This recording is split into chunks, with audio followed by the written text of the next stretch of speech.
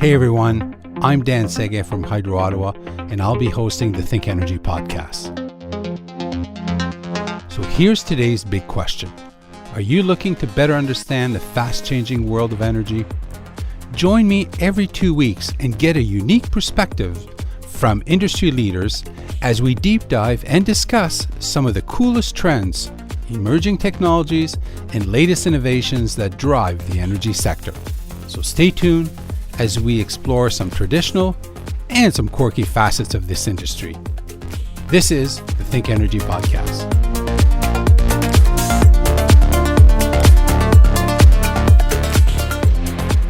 Hey everyone, welcome to the ThinkEnergy podcast. Thanks to a robust transmission and distribution system, electricity companies have been benefiting from a somewhat high level of reliability. However, in recent years, there has been a major shift. More often, power outages are being caused by factors beyond our control, namely weather.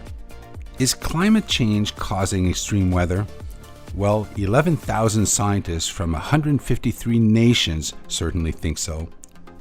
In an article published in the journal Bioscience, scientists warn of strong links between climate change and the planet's extreme weather events.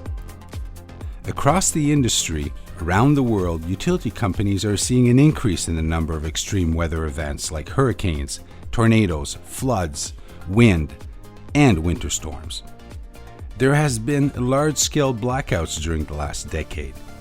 As we get more dependent on electricity, the consequences of power interruptions get bigger. So here's today's big question. As more outages occur due to Mother Nature, how do electricity companies respond to the changing reality of extreme weather? So now, let me set the stage. Environment Canada has just issued a weather alert. What happens before, during, and after the storm hits? To answer these questions today, I have the Director of Systems Operation who leads all restoration efforts for the nation's capital utility, Hydro Ottawa. Joseph Muglia, thank you and welcome.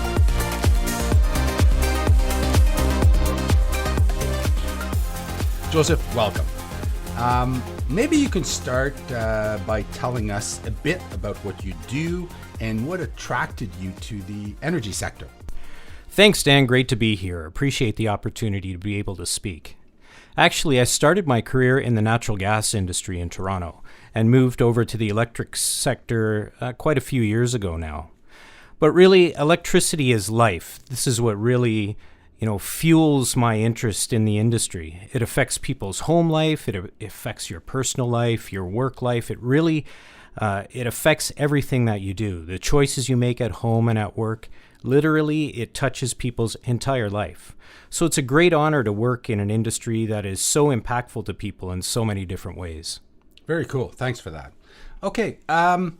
With an increase in the number of weather events, are design standards for the electricity grid, inspection methods, and construction guidelines being reconsidered? Hydro Ottawa, like most North American utilities, are responding to the increase in weather events. After every major event, we do like a debrief to find out what the root causes were. More recently, we've seen that adverse weather has played a key role and stressed our infrastructure to new limits that we've never seen before. This has caused us to put extra focus on our standards, our equipment that we're choosing, and the build methods that accommodate the extra emphasis that the weather is putting on our system. So we're in some cases changing the engineering and the design of our infrastructure. We're also looking at different, maybe more robust equipment that we can put out in the field and putting up extra reinforcement to the infrastructure that you see out there, the poles, the wires, in order so that the system can be strengthened and overall just be more, resilient, hardened, bulletproof. Yeah, really, hardened to the weather. Okay. Okay, so let's say a storm just hit your service area. Are you able to elaborate on what happens next? I'm assuming you deploy crews to assess damage, the storm recovery starts. How is power restored after a storm? I think this is important. I want to share this with our listeners.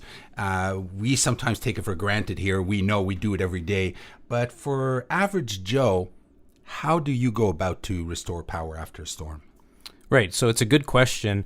Really the very first priority is to send our crews out to assess the damage and figure out really what we're dealing with system-wide, city-wide. Get a good idea of really what infrastructure has been affected. Once we've identified the extent of the damage and any safety concerns to the public or to our workers, we begin the restoration.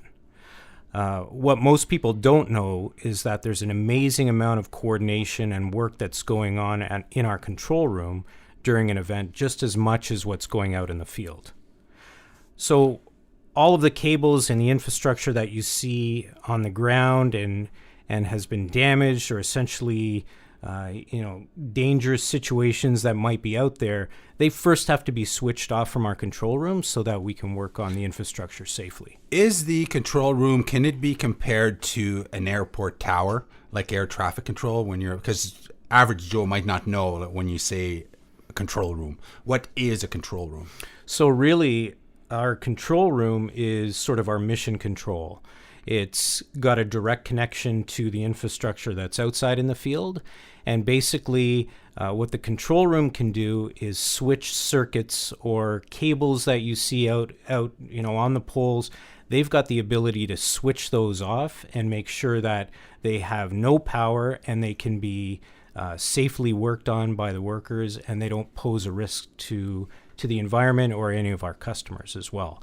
So really, the control room has the ability to switch power off and on, as well as reroute power around the affected area so that we can restore power to other areas as much as possible while a fix is going on in the field. Okay, very nice. I would love if you can talk to us about more about the outage, but more around the outage map. And we always hear this term is ETRs. I know on Twitter you see it when there's an outage. I know it's the estimated time of restoration. How do we communicate to affected customers when we are hit by a disruption? So just to go back to ETR, you're right. It's estimated time of restoration. So initially, when a damage has occurred, we assign an ETR based on historicals. So historical data? Yeah, absolutely. Historical data that we've seen in the past, similar things that have been affected, similar issues, a broken pole or conductors on the ground. Our system is able to give us an approximation of how long that will take in order for the power to be restored once it's fixed. So then what happens from that point is we will send out a crew to do a damage assessment. And once the crew gets there, the crew has years and years of experience. We have very well-trained folks that serve us in the field. They'll be able to give us a more refined ETR, so either up or down based on what's actually required and what's going on in the field. And they'll be able to assess and tell us with greater accuracy how long that will take to restore. So once critical installations like hospitals are restored, what's the next step? Because I think there is a process where you identify during an outage. It doesn't need to be significant, but once an area is hit, you have critical infrastructure you need to be looking at before you go to the next step. What is the next step? So once we've identified some of those higher priority customers like hospitals or care centers, once we're able to restore power to them, the next step really is, again, back into the control room to look at what are our main feeds to neighborhoods and areas which we call feeders.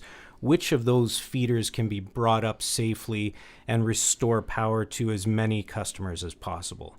So we will look at the overall system. Since we've got an overall view from the damage assessment, we're now able to look at the overall system and say, okay, we've got opportunities where we can bring up power in this area or that area, and we'll be able to, again, try to restore as many customers at once as we possibly can.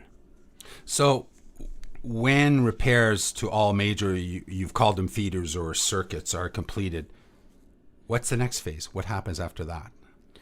So after that is probably the step that's the most difficult and most time-consuming in the restoration of power, and that's to get those last one or two or few customers back on.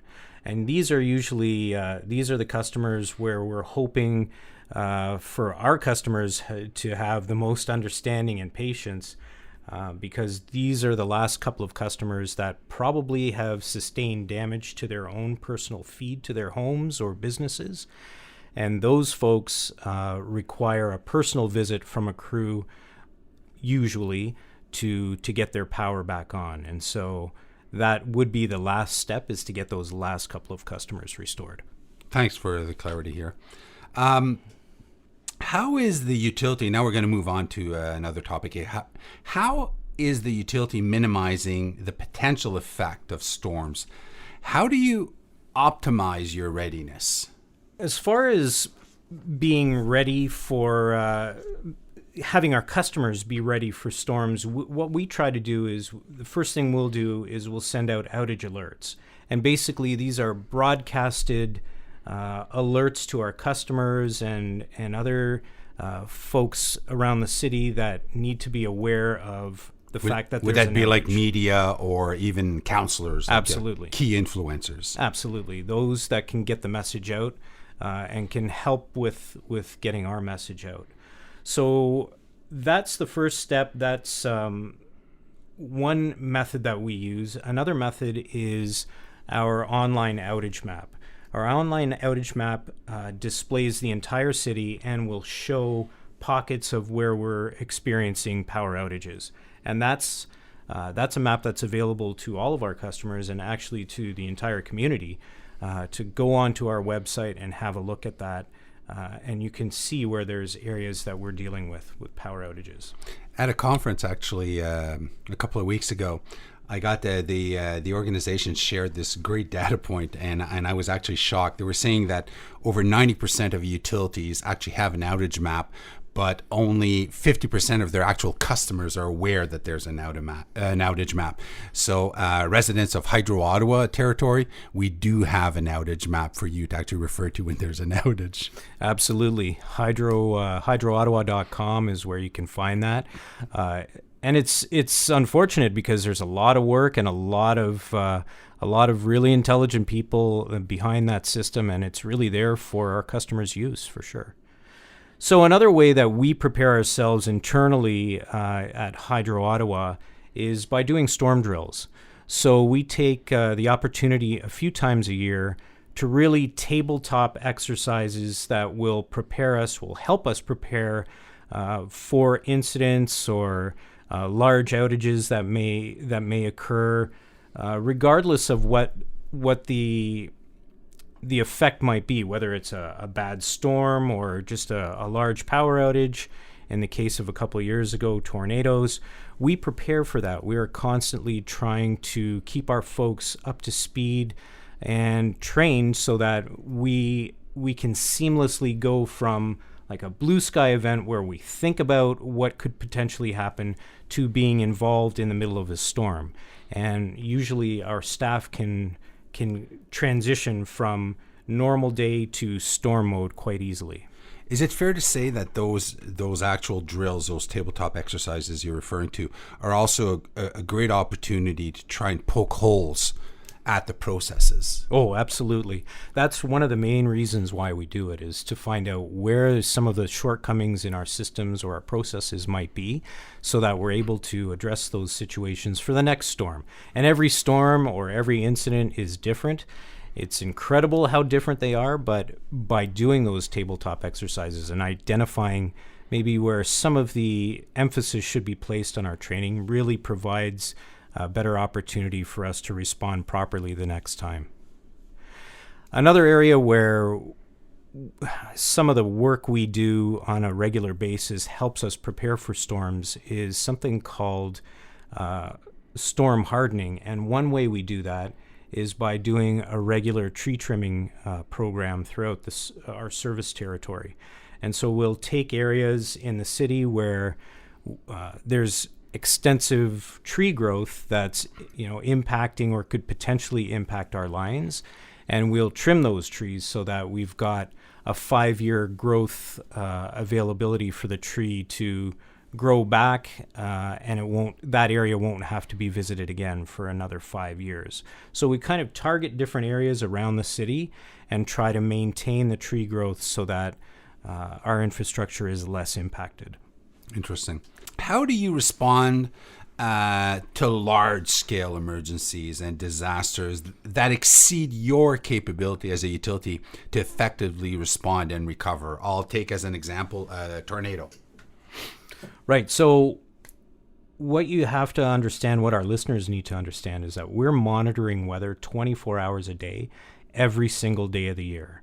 And so when we see weather approaching, and then once a storm hits, and I'm using a storm as an example, once the storm arrives, we've already been prepped. We've already got folks that are positioned and ready to respond.